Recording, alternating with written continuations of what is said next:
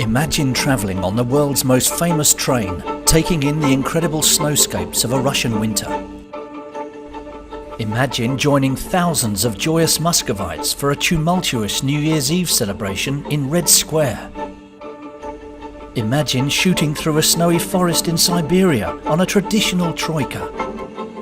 Imagine no more. Join us for the journey of a lifetime.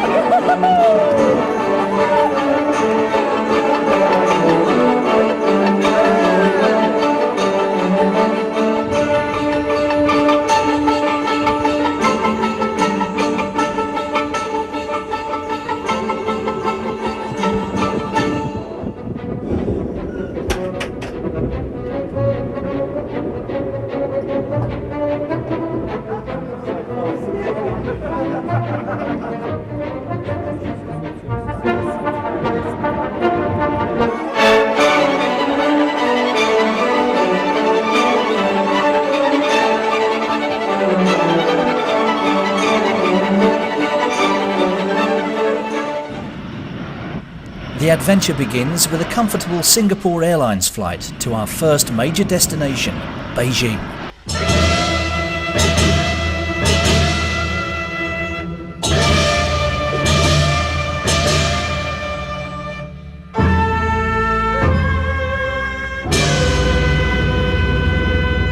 We'll visit all the major sites of China's great capital. And the great advantage of being here at this time of year is that famous tourist attractions such as the Forbidden City are virtually deserted. In the summer, these places can be overrun by tourists.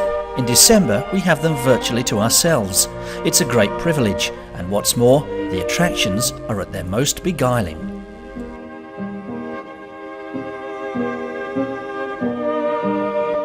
We choose our local guides with great care. Many, such as Rachel, have become firm friends. This is the beautiful summer palace, where the emperors and empresses found respite from the bustling city.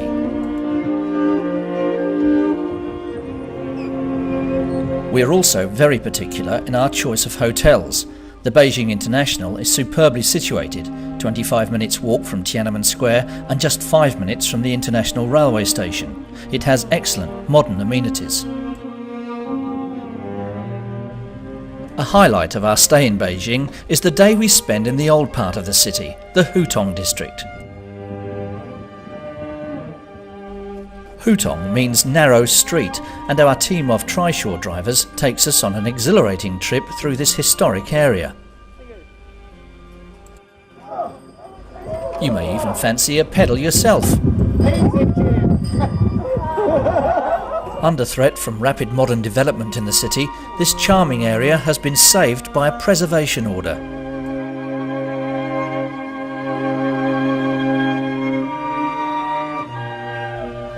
Giving our drivers a well-earned rest, we continue to explore the area on foot.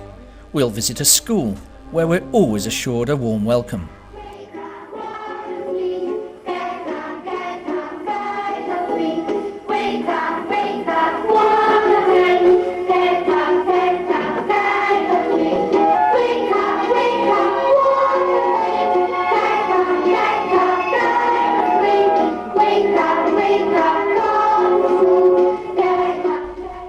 Then it's time for lunch, an experience in itself, as we'll be treated to a delicious meal in the home of a local family.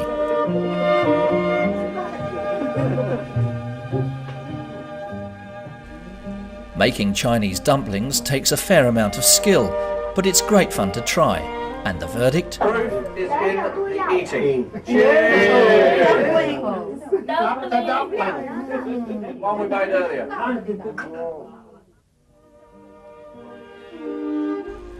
No visit to Beijing would be complete without a trip to the Great Wall. We explore the magnificent section at Mutianyu, about 90 kilometres outside the capital. The scenery is breathtaking, and again the dearth of tourists at this time of year makes the experience all the more pleasurable.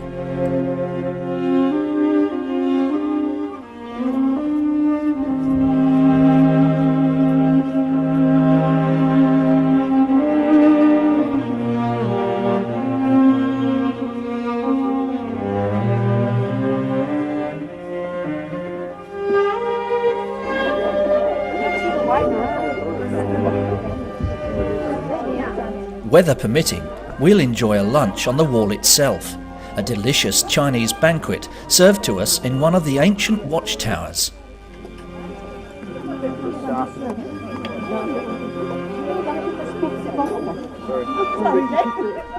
After our meal, we'll have plenty of time to further explore this 2,000-year-old wonder of the world.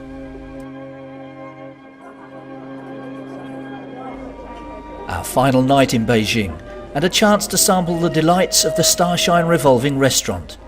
28 floors up, it offers spectacular views of the capital.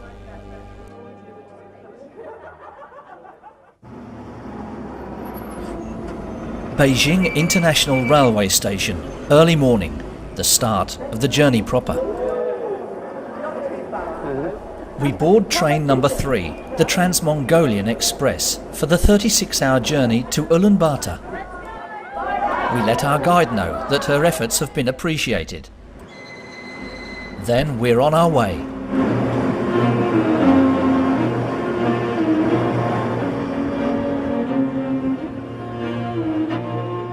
As the train pulls out into the Chinese countryside, we're treated to some more splendid views of the Great Wall.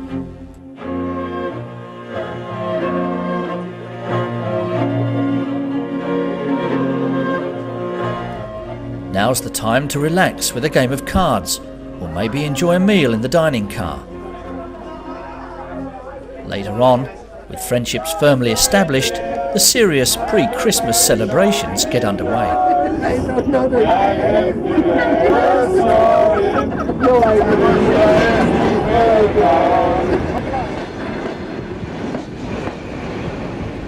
We arrive at the Chinese-Mongolian border town Erlian, and here a remarkable engineering operation takes place. Because the two countries' railways operate on different gauges, all the wheel bogies have to be changed. The carriages are hoisted aloft by giant hydraulic jacks. The Chinese wheels are removed and replaced by the Mongolian units. It's an extraordinary process, but a quick one. The entire train is refitted and ready to continue its journey in a little over 2 hours.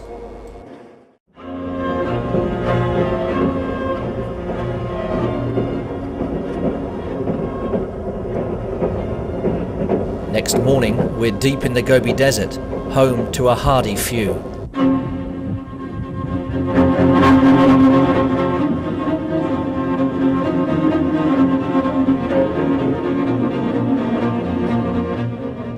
The nomads live either in traditional gurs or in small, remote settlements.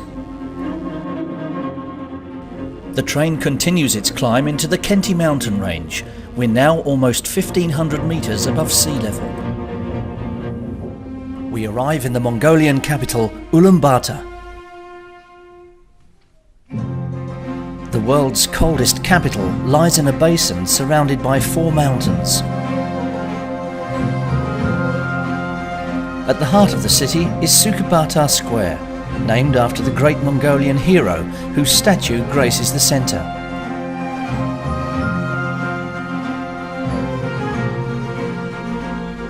In winter, some of Mongolia's finest artists come to the square and create extraordinary sculptures from blocks of solid ice.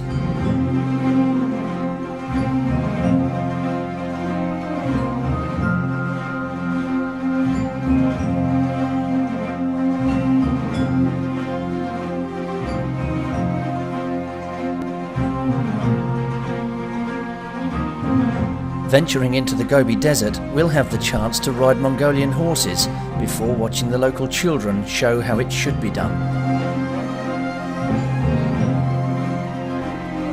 There may also be the opportunity to attend a performance by the magnificent Mongolian Philharmonic Orchestra.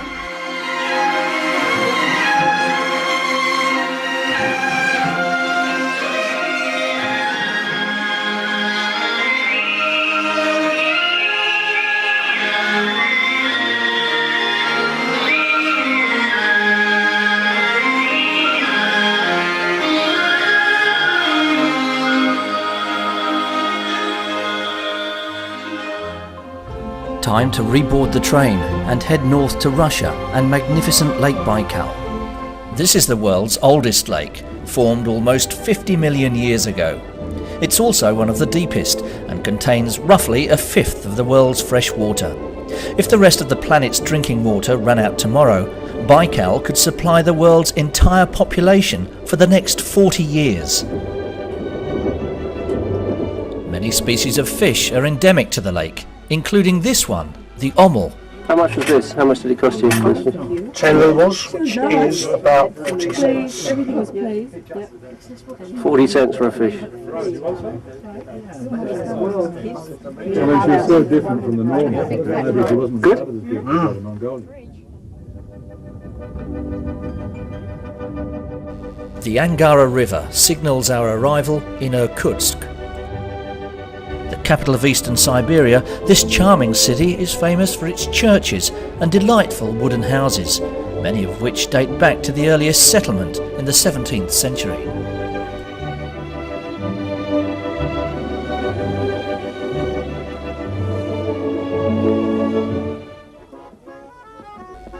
Christmas morning, and we're deep in the forest by the shores of Lake Baikal.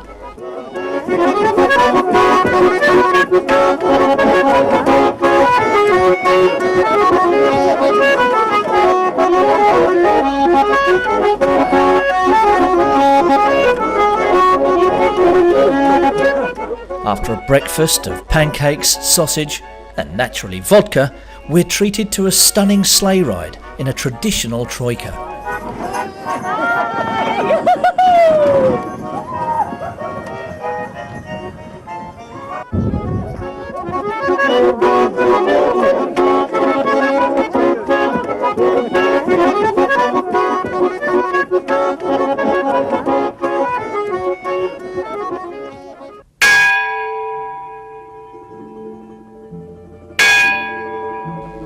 For one couple, this is more than just a holiday. Adrian and Kevin came on one of our earlier Trans-Siberian tours. Now they've returned to get married. They've enlisted the help of Steve, an American missionary living in Irkutsk. The congregation is made up of fellow travellers and a few Russian friends. Place the ring. It gives me great pleasure to pronounce you husband and wife.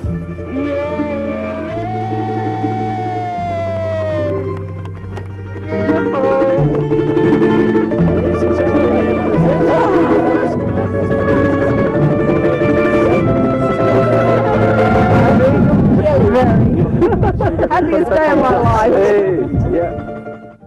We then retire to the cosy warmth of a local family home for a combined Christmas and wedding feast. Yes.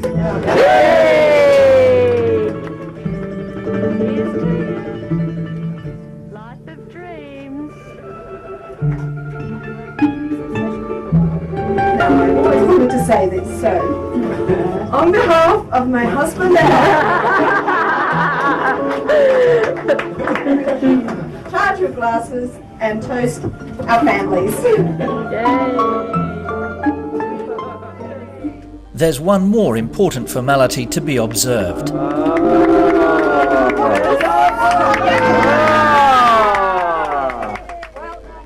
Then it's a night of song and dance.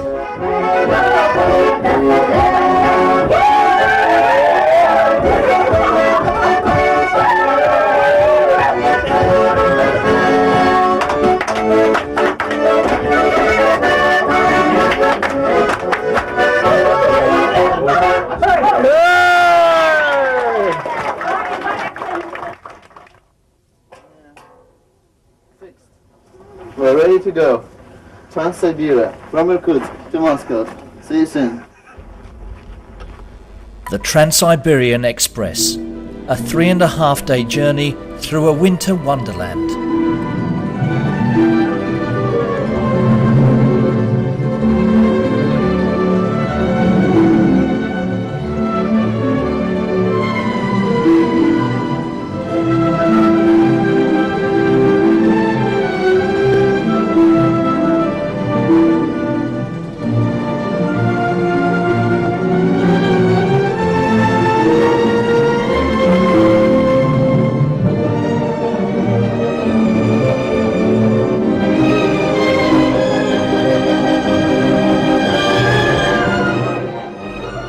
time for a meal or a drink in the dining car, to catch up on that book you've always wanted to read, to play another hand of cards perhaps,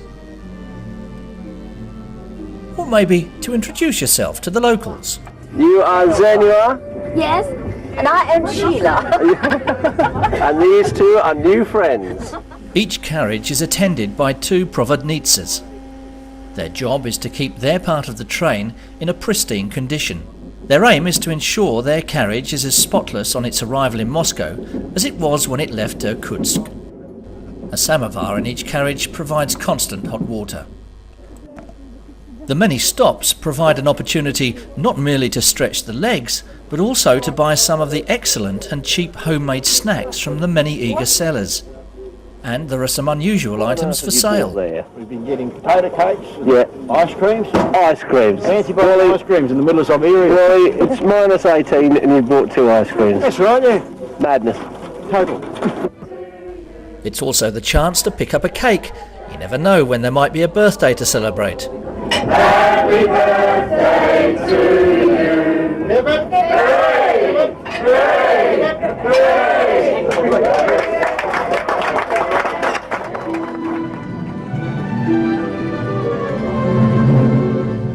The train continues its inexorable journey west, and the sun finally sets on a beautiful day. After supper, it's time to turn in.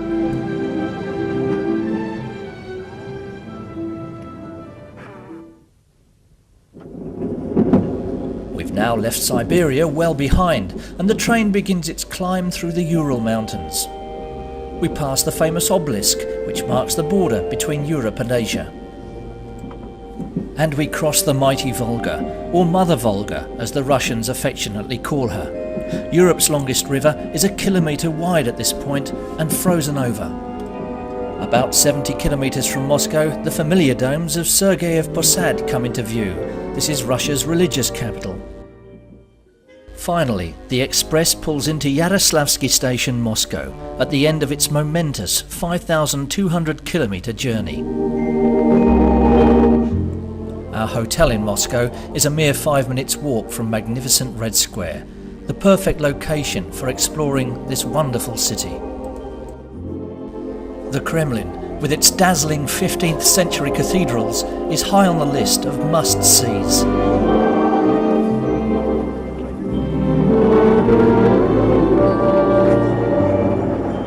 A tour of the famous Moscow Underground is also essential. Many of the stations are palatial, with ornate frescoes and grand sculptures.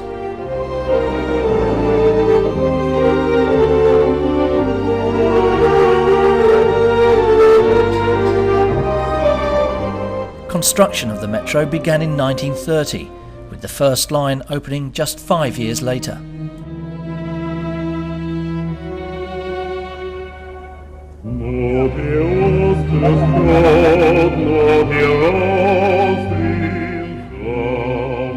Moscow by night, and the city is at its most beautiful.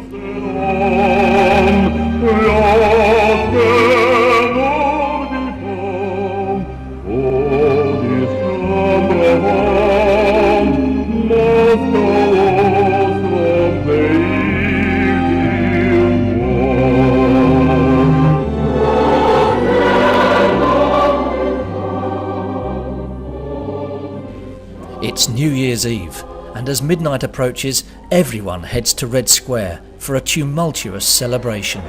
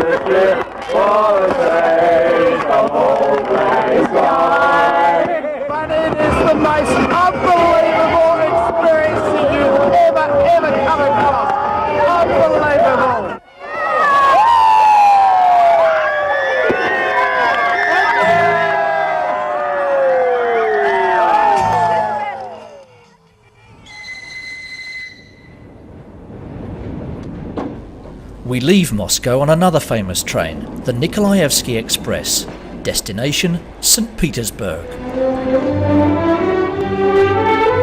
Many visitors consider this to be one of the most beautiful cities in Europe, and in winter it's at its most stunning. The Winter Palace houses the Hermitage Museum, the world's greatest art collection.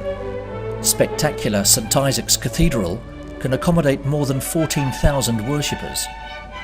And Peter and Paul's Fortress houses the remains of the Tsars and Tsarinas.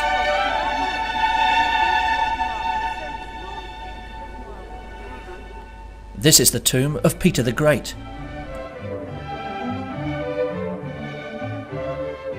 And what better way to farewell this great city than with a night of Cossack dancing?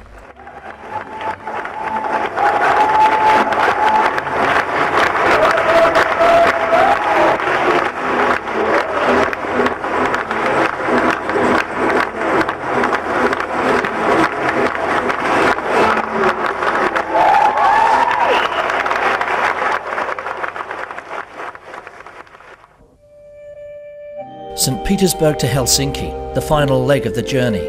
It's a mere 5-hour train ride, but when we arrive in the Finnish capital, we'll have travelled almost 9,000 kilometres by rail from Beijing. And the thoughts on arrival? I thought it was wonderful. We had a lovely trip. Beautiful. Wonderful. Everything was wonderful, and I'm sorry it's all over. Fantastic. Incredible. Really incredible. Wonderful. Marvellous. Incredible. As we prepare to bid each other farewell, time to reflect on an extraordinary month-long journey.